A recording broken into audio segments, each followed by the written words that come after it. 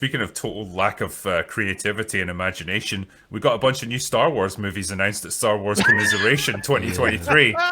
I don't know about you guys. I'm really excited to see another Rey Skywalker movie. I Isn't it can't wait. uncanny? The day before the announcement was open bar, and I was just like ranting Yes! about how much the worst possible idea would be to start up a new trilogy with Rey at the head. Like that would just be the worst idea. But then there is always the open question of, what are they going to do with the post-sequel timeline? Because there's always been talk, recently anyway, there's been talk that is Daisy Ridley going to come back and reprise the role.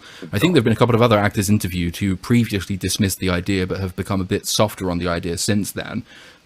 So they might be planning on extending the sequel timeline out, and maybe you could find a way of throwing Thrawn into that. But then does anyone really want to see Daisy Ridley and Force Ghost Luke fighting Grand Admiral Thrawn? Well, that's going to be the big dramatic realization that Ant-Man is failing, right? And then it's like, if the Marvels fails, if Guardians pulls in way less than they want, and it's like, they must be like sweating about putting out a Star Wars movie. Imagine Daisy Ridley leading another Star Wars movie at this point.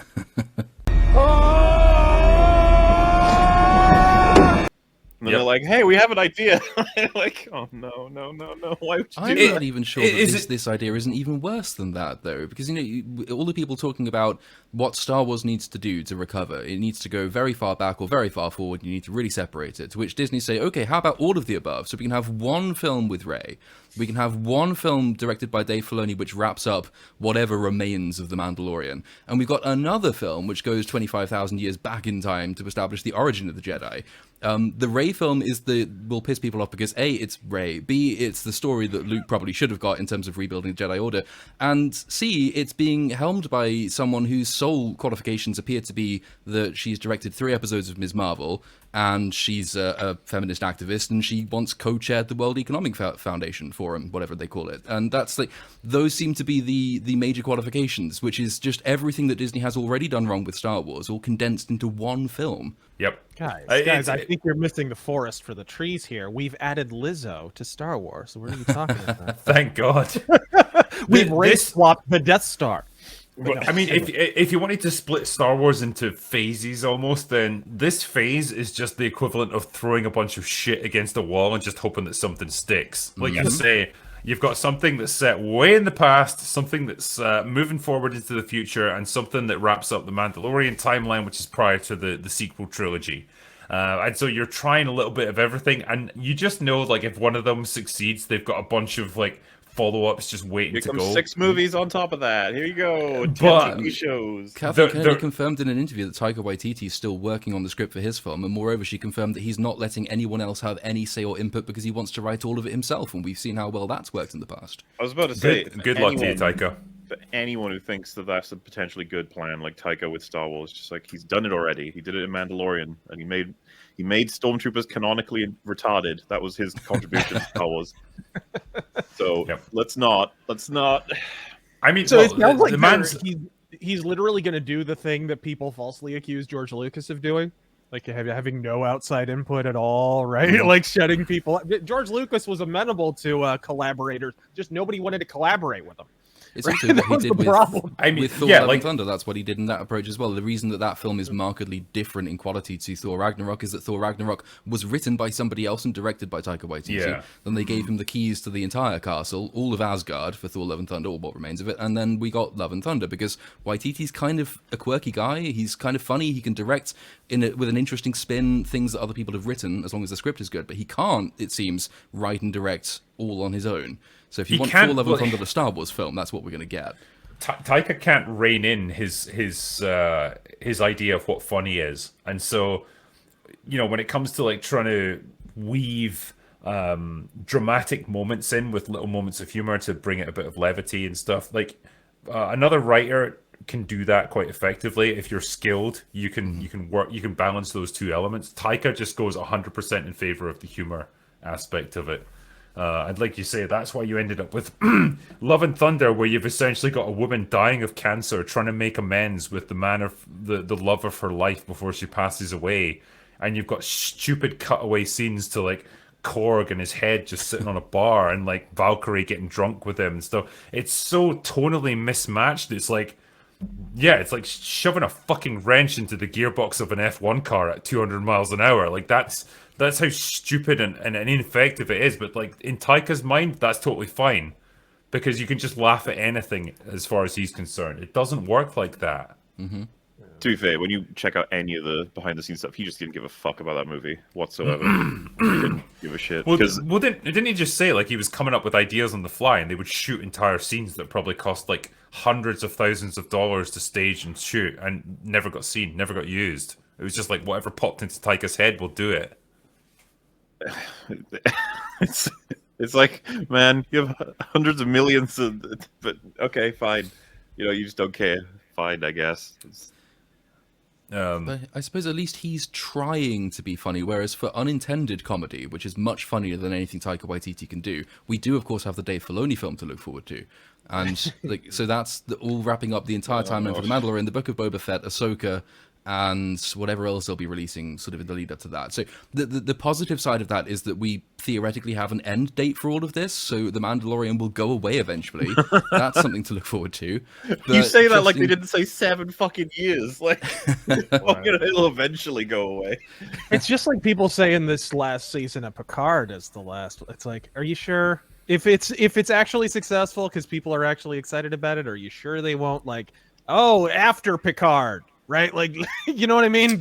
Slap together a 4th season. I could see it happening. I mean, I think you'd have to like string Patrick Stewart up on a fucking rope or something, like Right. you know, have him weekend at Barney's job because he's pretty fucking old now. To prop him up with deep sea fishing twine. Well, I mean that show is frustrating in its own way because it's like they finally hit their stride. It's like fucking Logan with the X-Men. It's like they finally produced a good Wolverine movie right at the end, like 20 years down the line when everything's just finishing. It's like, well, yeah, okay, if you'd done that 10 years ago, we would have had a whole different history to this. But yeah, as far as like the Star Wars movies goes, yeah, the Dave Filoni one. Nobody cares about these characters when they can watch them more or less for free on Disney Plus. So who the hell's going to go to the cinema to watch a resolution to all this stuff? Like, yeah, Grogu, you can only milk him for so long before people sour on that as well. I don't know. We've got Mecha Grogu now. Spoilers for Yeah, anyone who hasn't seen the you most gotta keep recent up to episode. date. I mean, Grogu. you know, The Mandalorian is now the Bo-Katan show. Anyway, as far as I understand it, so like, yeah, You'll be she would be rescuing him in the finale. It's all set up. she would be leading the charge, obviously, because we need another female character in Star Wars, clearly, because we haven't had enough of them. So that's all you've got there. The saw, with the focus becoming way more on her, and this last episode setting up that she's going to be rescuing Mando from Gideon, I saw like a discussion on Twitter where they were like, "Yeah, well, it's not that bad that she's the main character. She's got so much character, like that's great." And I was like, "Way more than Mando." I was like, "That's not fair. He doesn't have any. Like everyone has more character than him. You can't do that." who in this show has got character really? They're just a bunch of people who say the lines that are needed to progress the story to the next like fetch quest. That's all they are. None of them have real personalities or drives or anything. And it's the same with Bo-Katan. But, Oh, dude, I was actually partially driven mad in the last episode because I've been waiting extensively for them to give him a thrust, to give him a goal. He doesn't have one at all. Remember, season 1, it's give the baby back to his homeworld. Season 2, give the baby back to his homeworld. Luke Skywalker turns up, sure, have the baby. There we go, back to bounty hunting. That's what he did for an episode. He went back to bounty. I was like, finally. And then, the thing with Luke happens, and he goes, I'm back to babysitting again. It's like, and then he's like, actually, I need to recapture my honor by going into a bath. He did that. We back to bounty hunting now? And he was like, no, he's now pledged himself to Bo-Katan. He is her personal guard. He's going to be doing everything she wants to do. This is insulting. It's I was genuinely, like, it gets to the point. Me. Just bounty hunt, for fuck's sake. It gets to the point, like, imagine if you give built a whole- Bo-Katan, like, if you've got such a fucking hard-on for Bo-Katan, right, give her own show. Just give her own show, and you can wax lyrical about how amazing she is as much as you want. Let Mando do his own thing. Don't make him a fucking backseat passenger in his own TV show. That's just insulting, man. And You have it's to like, understand, Drink. A Mandalorian refers to more than just him. You see, it's all the Mandalorian. Yeah, they didn't tell us which Mandalorian they were talking about when they called it the maybe Mandalorian. the real Mandalorian was the friends we made along the way. Quite literally, yeah. That's what they're doing. The Mandalorian lives within all of us right here.